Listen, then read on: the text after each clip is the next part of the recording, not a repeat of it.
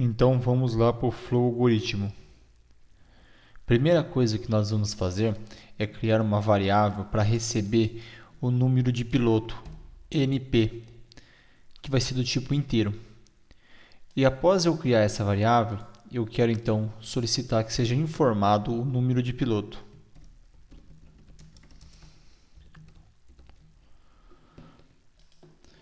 Após o sistema informar o número de pilotos, eu vou ler esse número de pilotos, NP. Então aqui o sistema solicita, o usuário informa o número de pilotos e a partir desse momento agora eu crio uma variável para armazenar o nome do piloto e para armazenar o tempo de cada piloto. Essa variável vai ser do tipo caractere e arranjo, e o tamanho desse arranjo, assim como a gente viu na outra aula, vai ser dinâmico, dado pelo número de pilotos. E agora o tempo de cada piloto, que vai ser também real e vai ser NP do tipo dinâmico, o tamanho do array. Depois que nós criamos então as variáveis necessárias, nós precisamos criar uma estrutura de repetição, uma estrutura para poder então estar fazendo toda a leitura dos dados do piloto. Então aqui eu vou criar uma variável ID para ser a variável controladora dessa estrutura e eu vou falar assim, para a minha estrutura inicializado na variável ID, inicializado em 0, até o número de pilotos menos 1, número de pilotos menos 1, pois quando você cria uma array, ela inicializa em 0. E se você tem 5 pilotos a ser gravados e você está inicializando ela em 0, então vai até 4. Por isso, NP-1, que é o número do piloto menos 1. 0, 1, 2, 3 e 4 são 5 posições. E agora, o que eu vou solicitar? É o nome do piloto. Lembrando que eu não estou fazendo validação nenhuma, pois o exercício ficaria muito grande. Nome do piloto.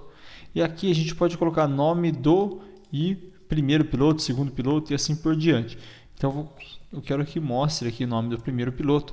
Então seria ID. Só que como ele inicializa em 0, então eu coloco mais 1, ID mais 1, e aí vai fazer com que apareça nome do primeiro piloto, nome do segundo piloto e assim por diante.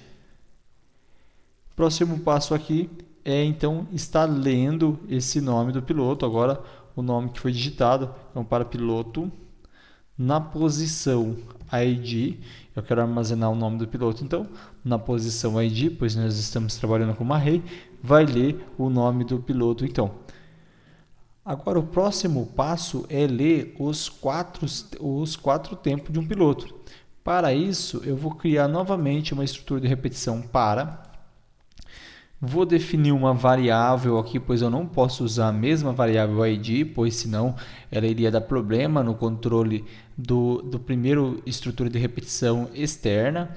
Então, para essa estrutura de repetição dentro da outra estrutura aqui, eu vou ter que criar uma outra variável controladora.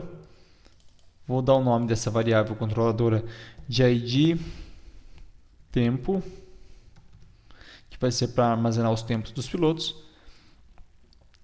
Eu vou inicializar a variável tempo do piloto, de cada piloto, com 0. Então, vou fazer uma atribuição, pois eu quero fazer uma soma para essa variável. Então, eu vou inicializar ela com 0. Vou colocar para essa variável tempo, na posição ID, atribua 0.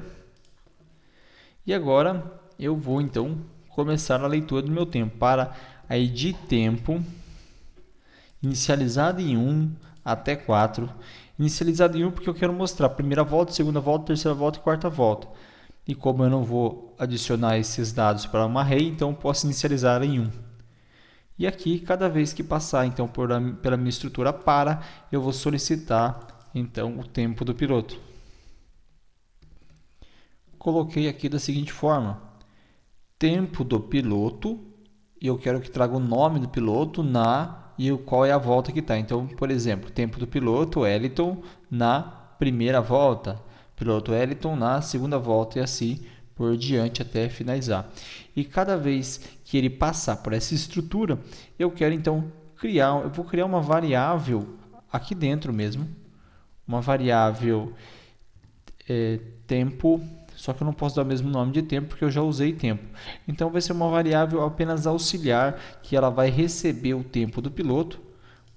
E então essa variável recebe o tempo do piloto para x, atribuo então assim que você solicitar o tempo, eu vou receber esse tempo dentro de x, e após receber esse tempo, eu vou fazer então uma atribuição somando tudo que já tem dentro de tempo id mais o x. Então, vou fazer uma atribuição aqui para tempo na posição id, atribua o que já tiver dentro de tempo mais x.